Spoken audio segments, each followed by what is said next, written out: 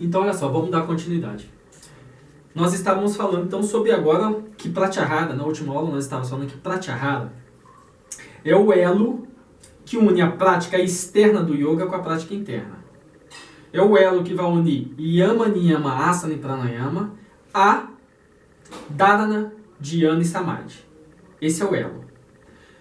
Tendo trabalhado este elo, nós passamos para a próxima etapa que no Yoga Sutras nós vamos encontrar. A concentração, Dharana, é a fixação da mente em um ponto. Quando ela se mantém de forma contínua, chega-se à meditação. Quando ele, o praticante, se esvazia, só resta o puro brilho do objeto. Isso é a união, Samadhi. A reunião dos três, ou seja, Samadhi, Dhyana e Dharana, a reunião dos três é o domínio, Samyama, do seu controle resulta a sabedoria. Olha essa palavra, sabedoria. Na árvore da vida, sabedoria está associada a qual Sefirot? Eu coloquei até aqui ó, o símbolozinho dela aqui, do planeta dela aqui, ó. Saturno. Está lá em cima em Binah. Depois do abismo. Depois do abismo. Ou seja, aquilo que o Crowley sempre fala, que o Samadhi da liberação, o Samadhi que une o sujeito, o Samadhi, e ele sempre todo fala, Yoga é união. Ó, Yoga é união. Onde é? Yoga é união. E o primeiro comentador do Yoga Sutra, ele já abre o Yoga Sutra falando assim, ó, Yoga é Samadhi. Yoga é Samadhi. E aqui o Patanjali está falando, ó, isso é união, Samadhi. Ou seja, aquilo que o Crowley fala, que o Samadhi da liberação, que une o objeto com o sujeito, ocorre o quê? Quando você transcende o abismo. Quando você chega na iniciação de Magister Temple. Ou seja, conexão total com tudo que o Crowley fala.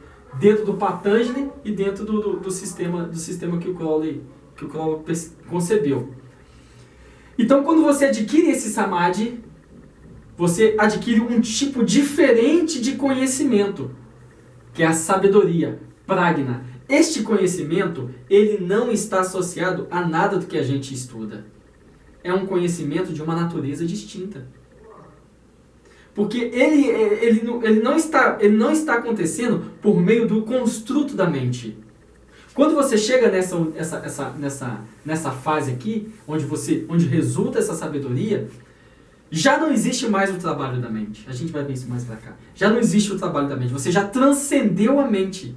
Uma vez que você está adquirindo um conhecimento que não vem através da mente, que não vem através dos sentidos, ou seja, você não está lendo para adquirir esse conhecimento. Você não está escutando ninguém para te dar uma cátedra para te dar esse conhecimento. Você não está vendo a aula de ninguém para receber esse conhecimento.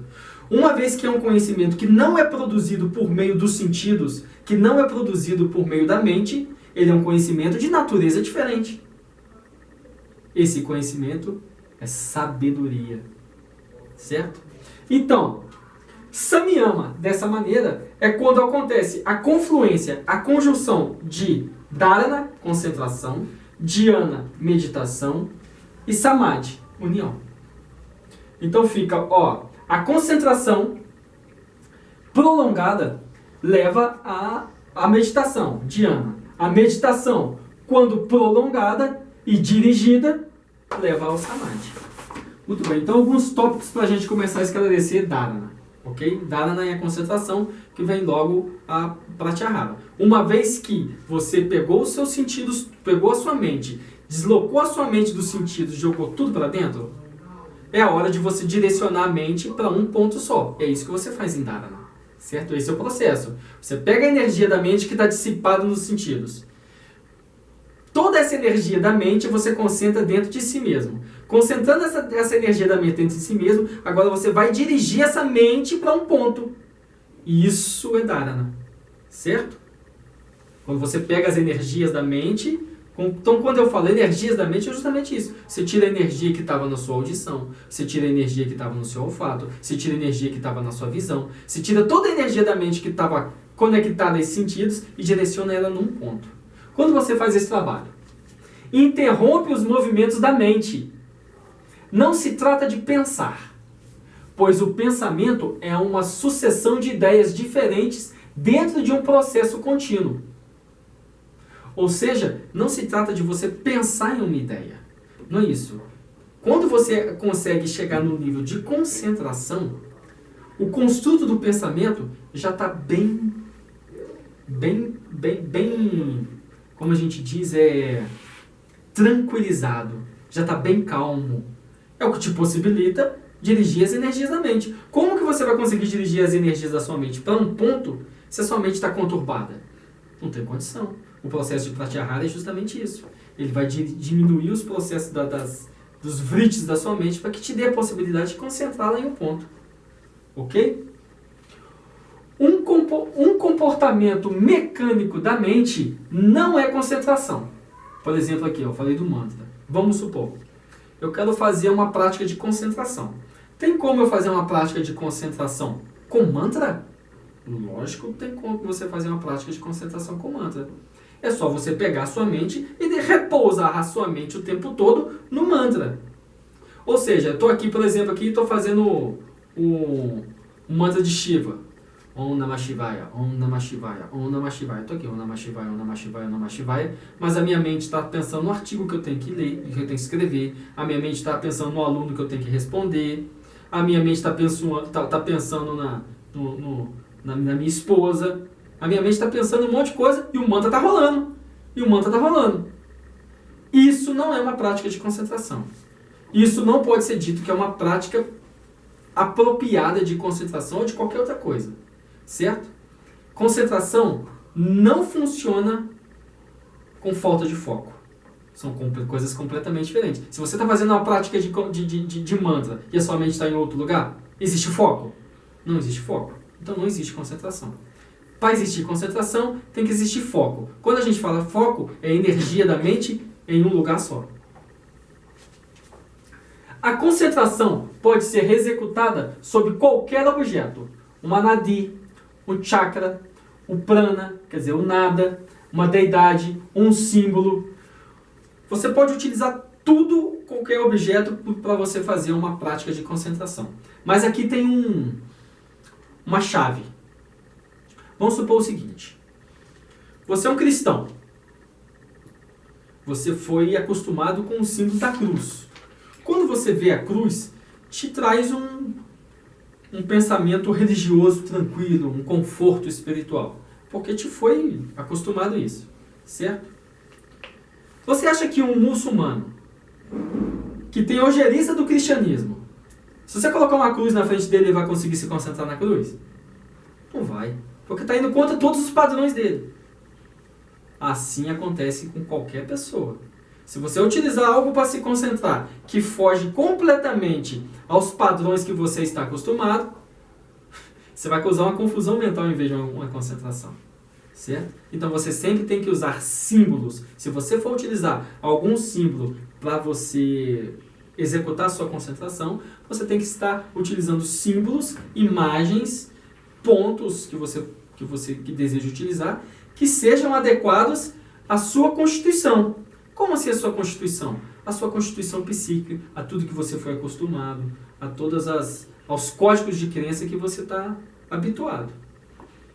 É lógico que, para chegar no momento final, você tem que superar isso. Mas enquanto não chega esse momento esse momento final, você ainda tem que trabalhar com esses conceitos. Certo? Muito bom. A dhyana, a meditação, é alcançada quando a mente se coloca sobre o objeto em um fluxo constante de energia mental, chitta, direcionado pela vontade.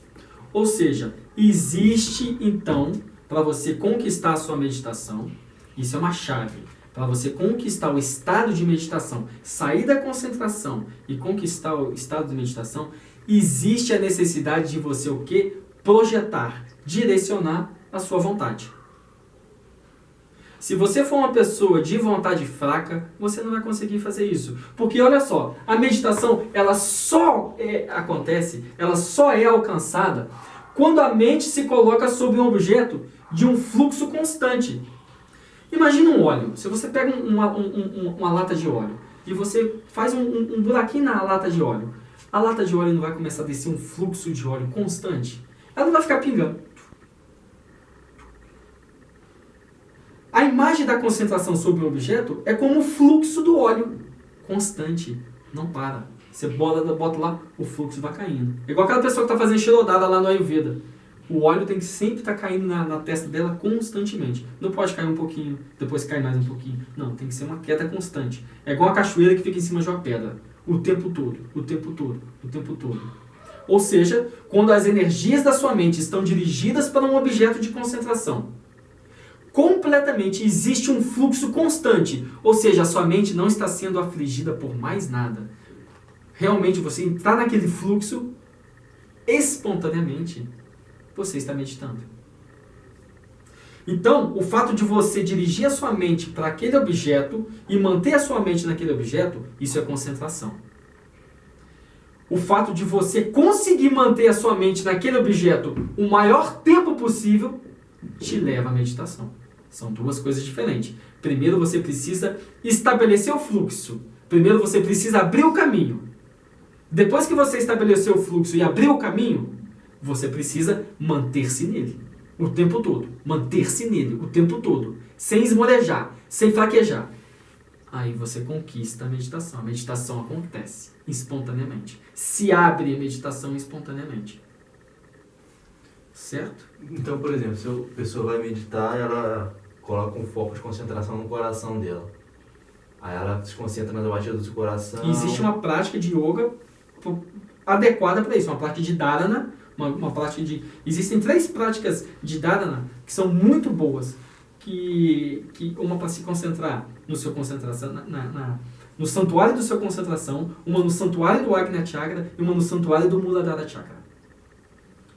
Continua. Aí ela vai lá e fica sentindo, concentrando no seu coração.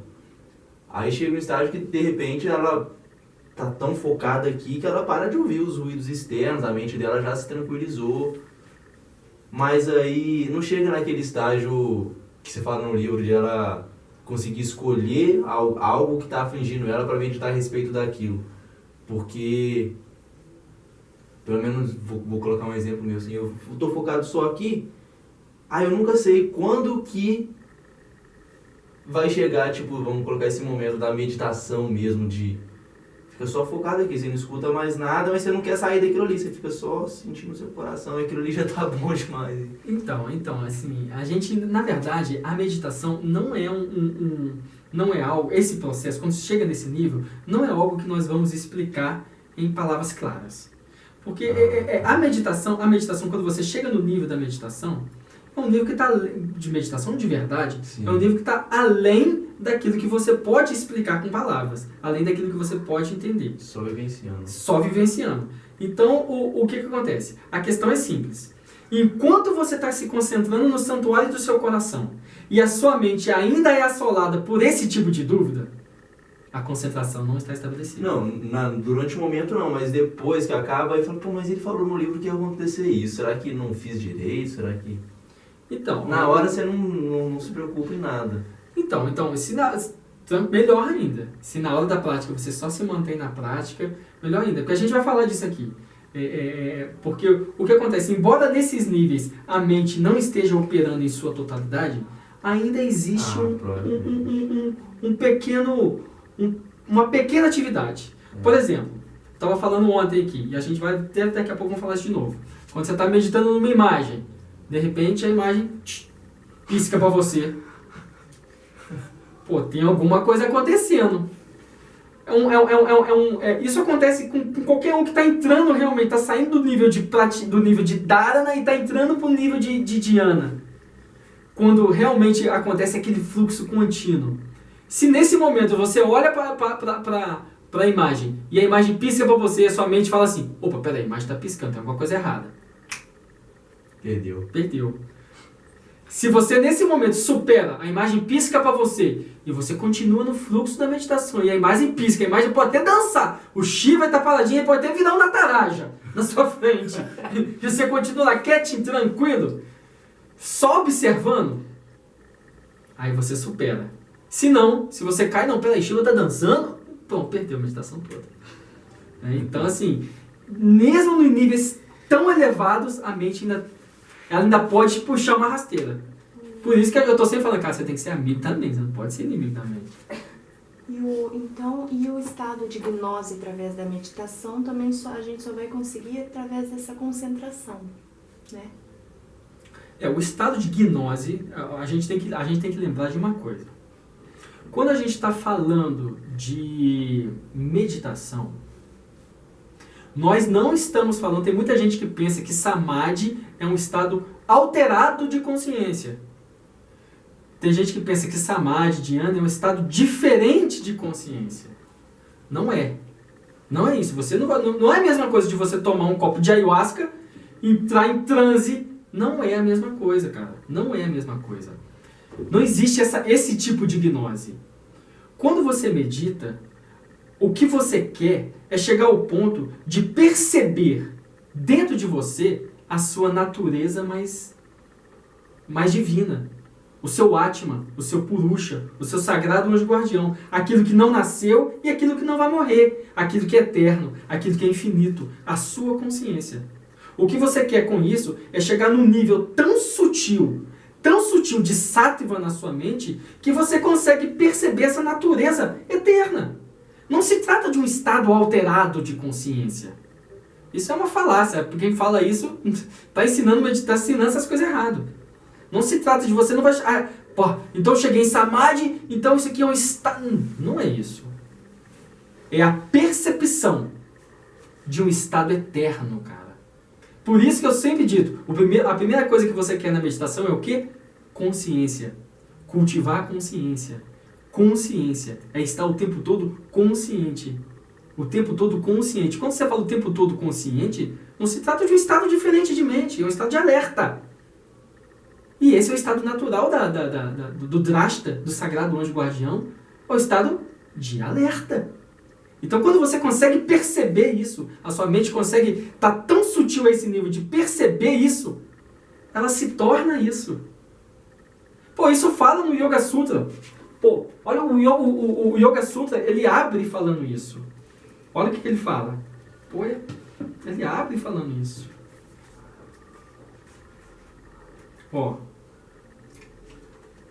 Olha como é que ele abre. Agora, a instrução do Yoga, da conjunção. Começa a instrução do Yoga. Yoga é a restrição das atividades da mente. Presta atenção. Yoga, ele é muito claro, não tem engano. Yoga é a restrição das atividades da mente.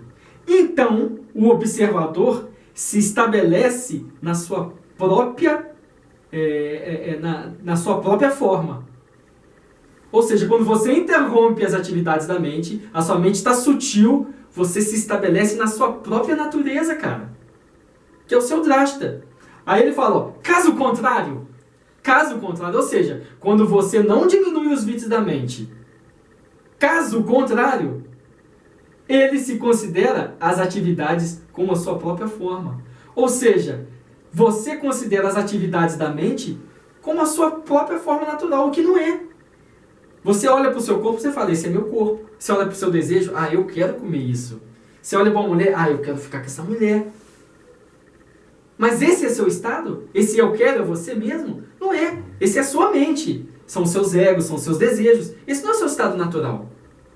Para você enxergar o seu estado natural, que está além disso tudo, você precisa acalmar os vrittis da sua mente. Aí você acalma os vrittis da sua mente, você enxerga o seu estado natural.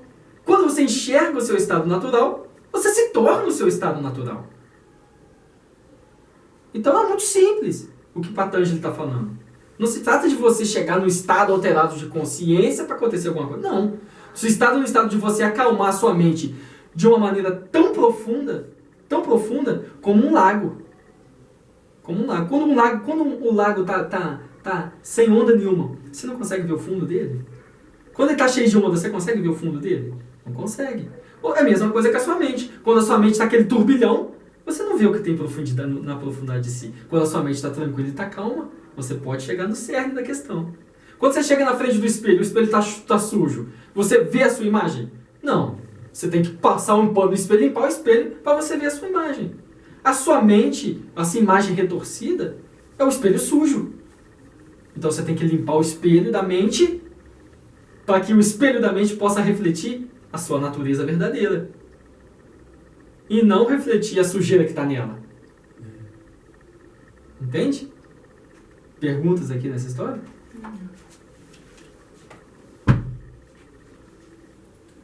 Muito bem, vamos continuar. Onde é que eu estava? Aqui, onde eu parei? No poder da vontade aqui? Isso aí. Isso. Aqui. Então existe uma necessidade real de você aplicar a sua vontade. Como assim aplicar a sua vontade? Você está se concentrando, por exemplo, no Anadi. Você está concentrando no fluxo da Kundalini, no som, no nada, dentro da Sushumna Nadi. Você tem que projetar a sua mente para ali, ó. Você tem que projetar o seu sentido para estar escutando aquilo ali. Você não pode estar ali, ó, querendo escutar o nada, pensando no último episódio de Walking Dead. Não vai rolar. Não vai rolar. Você precisa projetar a sua vontade. A sua vontade é o quê? Dirigir a sua mente para dentro da Sushumna Nadi. E manter a sua mente lá. Você está se concentrando num ponto na parede? Dirigir sua mente com vontade para o ponto na parede. Então você precisa aplicar vontade. Sem vontade nada disso acontece. Só que se você não treinou o seu corpo através do asana, se você não treinou os seus pranas através da prática de prana nigraha, como é que você quer ter vontade para dirigir a sua mente? Não vai rolar. Se você não consegue ficar sentado 10 minutos parado sem se mexer, que você está lidando com um corpo que é energia bruta, imagina, a energia do corpo é energia bruta. Você está lidando com a energia mais material. A energia da mente é mais sutil. Se você não tem condições, se você não tem vontade para manter uma energia mais bruta parada o tempo durante 10 minutos, você vai ter vontade para dirigir uma energia mais sutil para um ponto? Não vai ter, cara. Não vai ter. Né? Quando dharana é constante e ininterrupta, a mente se estabiliza sob um ponto. Dhyana ocorre espontaneamente. Neste estado, não há necessidade de controlar a mente, pois ela está completamente envolvida e estabilizada por seu objeto. Ou seja, aquele que eu falei ontem, no finalzinho. Você dirige a sua mente, tá aqui o objeto. Está aqui a sua mente. Você dirige a sua mente para o objeto. Depois que a sua mente se fundiu com o objeto de uma tal maneira que não se sabe mais a diferença entre este objeto e a mente, é uma coisa só, espontaneamente, dhyana vai acontecer. E aí, a mente funciona em estados muito sutis. Por quê? Porque ela já está tão estabilizada com o objeto, já existe uma identidade tão íntima entre a mente e o objeto, que a mente já não precisa tanto ser dirigida e controlada. Você já entrou num fluxo natural de meditação. Aí a mente já não interfere tanto. Por isso que é difícil a gente tentar descrever isso com a mente. A gente tenta, a gente se aproxima. Isso que eu estou tentando fazer aqui é uma aproximação. Então, a prática que vai dizer. Então, quando a sua mente está completamente integrada com o objeto de meditação, aí você já precisa de pouco esforço mental. Porque já é uma integração natural. E aí, quando isso é natural de verdade, aí vem o próximo passo, que é o samadhi.